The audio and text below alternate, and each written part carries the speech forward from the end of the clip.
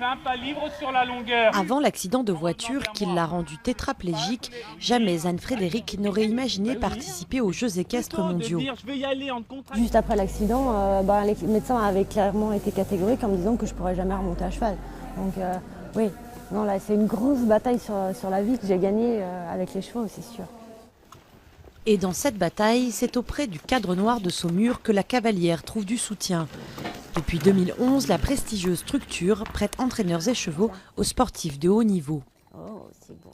Le fait qu'une grande institution comme l'École nationale d'équitation crée un pôle France handisport, pour nous c'est vraiment une reconnaissance, quoi. On existe et on a notre place dans une grosse institution, donc c'est très gratifiant.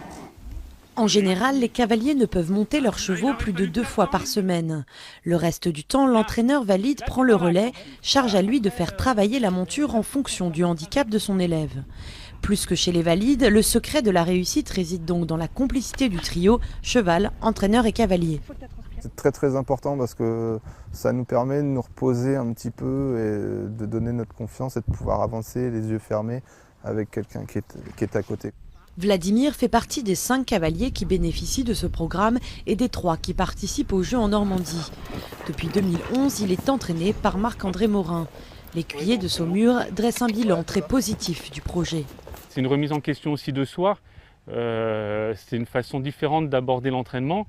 C'est une façon différente de travailler les chevaux au quotidien. Et je trouve que c'est une très bonne chose, justement, le fait d'avoir apporté les cavaliers handicapés au sein de l'école. Si la démarche comporte une forte dimension humaine, pour les entraîneurs comme pour les cavaliers, l'objectif reste avant tout la performance et la victoire. D'autant que des nations comme l'Angleterre ont depuis longtemps consacré le paradressage comme une discipline à part entière.